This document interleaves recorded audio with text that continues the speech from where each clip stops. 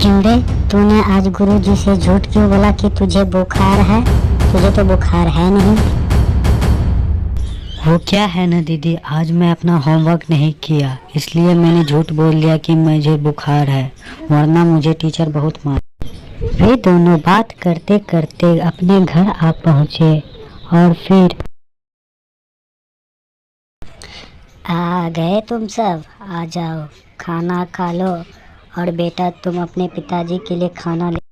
क्या माँ, मैं अभी तुरंत पढ़ाई करके आया हूँ ना, मैं अपने पिताजी के लिए खाना देने नहीं जाऊँगा, तुम दीदी से कह दो। ठीक है, तू मेरे साथ घर पे काम करेगा। बेटी तू खाना देने चली जाना। माँ तुम इतनी जल्दी नाराज क्यों हो जाती हो? मैं खुद खाना देने चले जाऊँगा ना। दो, मैं खाना देने के लिए जाता हूँ। क्यों रे भोलू, कहाँ जा रहा है तू? और इस पोटली में क्या है, जरा दिखाना तो। कहीं नहीं जा रहा हूँ, बस थोड़ा पापा को खाना देने के लिए जा रहा हूँ। भोलू अपने दोस्तों के साथ बातों में लग गया। उसने बहुत देर तक बात ही कितनी देर हो गया है, अभी तक घर से कोई खाना नहीं लाया है, मैं भूख से मारा जा। ही देखते भोलू के पिता को बड़े ही ठंड लगने लगी और उसे पैरालिसिस मार दिया। वो काफी देर बेहोश रहा। पिताजी आपको क्या हुआ? पिताजी उठिए, पिताजी उठिए। भोलू जैसे तैसे अपने पिता को घर ले गया। सुनो बेटा, अब तो तुम्हारे पिताजी काम नहीं कर सकते हैं, अब तुम्हें ही कुछ काम करना हो। ठीक है माँ, मैं क्या काम करूँ?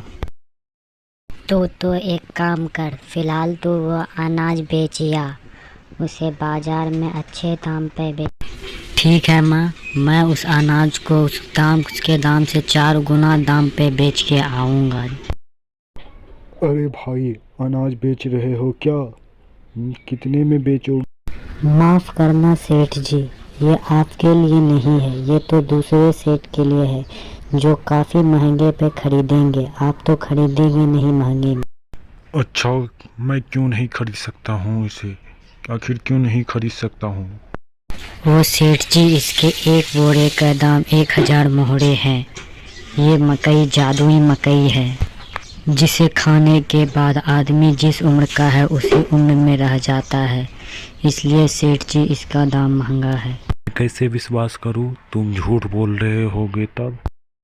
अरे सेठ जी, आपको लेने का है तो लेइए, नहीं तो दूसरा सेठ आने ही वाला होगा, उसे मैं बेच के घर चला जाऊँ। अरे तुम इतना घबराते क्यों हो? मैं ले रहा हूँ ना। मैं कह रहा था कि कुछ कम कर देते तो ठीक रहता। देखिए सेठ जी, एक बोरे का दाम 1000 रुपया है और मेरे पास ऐसे 10 बोरियां हैं, तो अर्थात मेरे पास 10,000 रुपये दीजिए। इससे 1 रुपया भी कम मैं नहीं लूँगा। मैं तुम्हें 10,000 रुपये देता हूँ, ये लो। भोलू उस पैसे को लेकर कुछ दवाई और खाने का सामान खरीद कर घर।